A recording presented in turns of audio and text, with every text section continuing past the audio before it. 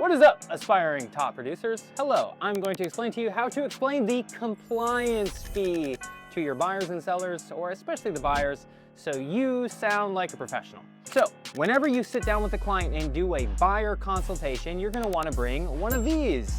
This is a net sheet. This will list every expense that the buyer will have to pay when they buy a property. We should not surprise our clients with costs. And so we're going to explain everything. And so here is how you can explain it so you look like a professional and then your clients know what the heck is going on. So I'm going to pretend that you are my buyer, Cliff. Hello, Cliff. Can I walk you through what's called a buyer settlement statement? Yes, Devin, of course. This is a printout that will show every expense you will have when buying a property. I would rather tell you everything up front so there's no surprises. The first thing you'll see on this sheet is the purchase price. In this case, it's $985,000. This is a real printout where I've whited out the client's information for privacy. Then it's going to start to break down all the costs. And you're gonna see things like prorations of county taxes. So you have to pay property taxes prorated for the days of ownership. You're gonna have to pay any association dues to the HOA that's prorated from when you bought. You'll pay any type of fees or transfer fees to the HOA. You'll also pay a part or my real estate commission. So my job is to be your real estate agent. I will be sending you properties, we'll be finding properties, we'll be doing showings, I'll be bringing you around.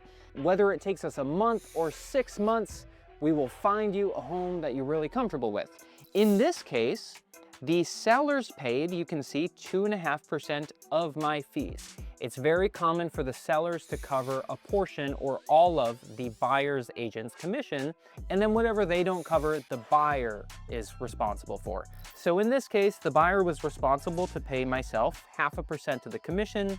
The sellers paid the other 2.5%. So you were only responsible for $6,000, $6,300 in this scenario. Then, if you're getting a loan, which you are, you're gonna have loan payments. So I'm gonna break these down because it can get kind of confusing. The first thing, the big one, is loan points. What this is a fee that you pay to the bank to bring the interest rate down. So let's say that your interest rate is 6%. What you can actually do is you can say to the bank, hey, I want to pay extra. I want to give you an extra $5,000, $10,000, $20,000, and this can come from you. This can come from a credit from the seller, which is very common in this market. And what that will do is it'll allow you to bring the interest rate from 6, maybe down to 5.7 or 5.5, which can dramatically lower the cost of your payments. It's kind of nice. In this scenario, the buyer was able to get a credit and they paid down their interest rate by $24,000. So they were able to actually bring down the interest rate by almost a full percentage point. Makes a big difference over the course of the life of the loan. Then the buyer paid for an appraisal fee, that was $900. There's a credit reporting fee that you pay to the bank, that was $95. The bank will require you to pay what's called prepaid interest. More or less, they want to make sure that before you take over the loan that you prepay a certain amount of the interest payments. In this case, it was $1,800. Then you're going to have homeowners insurance of $320. You're going to prepay for property taxes to the state through your bank. Then you're also going to have hurricane insurance.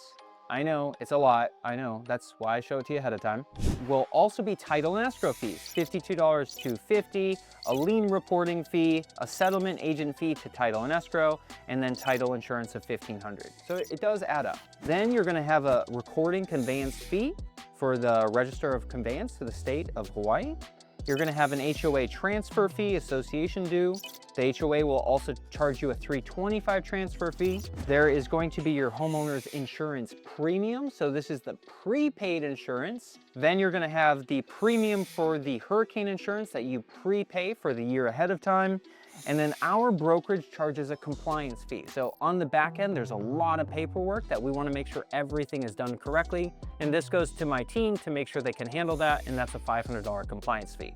So I show you all of this ahead of time, just so you know that on average, there's about a 1 to 2% extra charge on top of whatever the purchase price of the house is to pay for all of these services. Say it just like that.